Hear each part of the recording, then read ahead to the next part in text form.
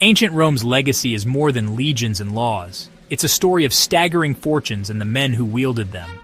Beneath the marble and might, wealth was the true engine of Rome's rise and fall. Today, we'll uncover the richest Romans, generals, schemers, and patrons who shaped an empire with their gold. These men could buy armies, build cities, and bend Rome to their will. Let's step into their world and see how their fortunes changed history. Our journey begins with Marcus Licinius Crassus, the man whose name became a byword for Roman wealth. Crassus thrived in chaos, seizing property during Sulla's proscriptions and amassing land at bargain prices. But his true genius, turning disaster into profit. Rome's frequent fires were his opportunity. His private fire brigade would only act after he bought the burning property for a pittance. He rebuilt cheaply, rented at high rates, and soon became Rome's largest landlord. Crassus's fortune rivaled the Republic's treasury, enough to fund armies and politicians, including a young Julius Caesar. His wealth bought him a seat in the first triumvirate, ruling Rome alongside Caesar and Pompey. Yet he craved military glory to match his rivals. His quest led him east, where he met disaster at Carrhae against the Parthians. Legend says his greed was punished with molten gold, an ironic end for Rome's richest man. Crassus's story is a warning. In Rome, even the greatest fortune couldn't buy immortality. His legacy, the ruthless pursuit of wealth as power. In the end, his ambition consumed him. Crassus remains the ultimate symbol of Roman avarice. Gaius Julius Caesar's fortune was forged not in the city, but on the battlefield. Deep in debt, Caesar gambled everything on conquest, borrowing vast sums to fund his rise. As governor of Gaul, he waged a decade-long campaign, capturing lands, gold, and over 1 million slaves.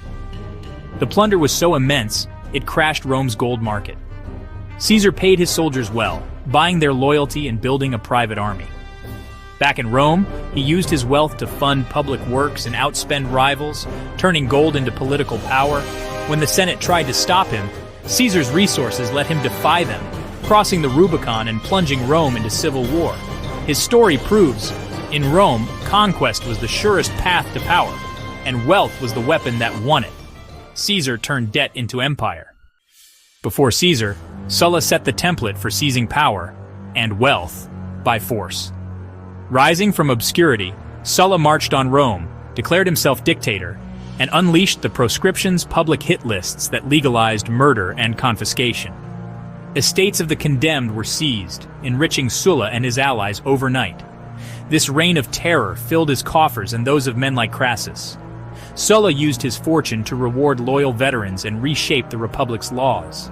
Then, astonishingly, he retired, leaving behind a Rome forever changed by his bloody path to riches. Sulla's story is a chilling lesson. In Rome, violence and wealth were inseparable. His legacy was a republic where power and money fed each other in a deadly cycle. Sulla's fortune was built on blood, and it rewrote Roman history. Not all Roman fortunes were forged in war. Gaius Maecenas, advisor to Augustus, wielded wealth as a tool of culture and influence. Descended from Etruscan nobility, Maecenas became Rome's ultimate patron, funding poets like Virgil and Horace. His support wasn't just generosity, it was political strategy, crafting the image of Augustus's golden age. Maecenas' legendary gardens and lavish lifestyle set new standards for luxury. Yet he never sought office, preferring to shape Rome from behind the scenes. His gold built the empire's cultural foundations, proving that art and propaganda could be as powerful as armies. When he died, he left his fortune and his gardens to Augustus. Maecenas showed that in Rome, influence could be bought with poetry as well as power. His legacy endures in every line of Rome's greatest literature. Some fortunes were built on corruption, none more infamously than Gaius Verres. As governor of Sicily, Verres plundered the province, extorting farmers, looting temples, and amassing priceless art. He manipulated taxes, demanded bribes, and left Sicilians impoverished. His greed was so blatant, the people hired Cicero to prosecute him. Cicero's speeches exposed Verres' crimes, forcing him to flee into exile with his stolen wealth. Verres' story is a dark reminder. In Rome's provinces, unchecked power meant unchecked plunder. His legacy is one of greed and ruin. Verres became the face of Roman corruption. Lucullus, famed general and conqueror, became Rome's symbol of luxury. Victorious in the east, he returned with vast plunder, gold, art, and exotic delicacies.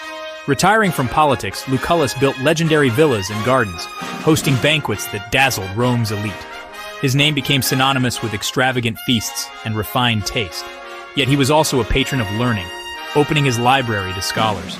Lucullus transformed war spoils into a life of pleasure and culture. His legacy? The art of living well, Roman style. Lucullus showed that wealth could buy not just power, but immortality through luxury. Seneca the Younger, Stoic philosopher and tutor to Nero, amassed a fortune that rivaled Rome's greatest. Preaching virtue and simplicity, he nonetheless grew rich through imperial favor and moneylending, even lending to entire provinces. His wealth drew criticism. How could a Stoic live in luxury? Seneca argued that a wise man could possess riches without being possessed by them. Ultimately, his closeness to Nero led to his downfall. Ordered to die, he met his end with Stoic calm. Seneca's life is a paradox, a philosopher entangled in the very wealth he cautioned against. His story is a timeless struggle between principle and practice. Seneca remains a symbol of Rome's moral contradictions. From Sulla's blood-soaked prescriptions to Seneca's philosophical paradox, these men's fortunes shaped Rome's destiny. Their wealth built armies, swayed politics, and fueled both golden ages and civil wars.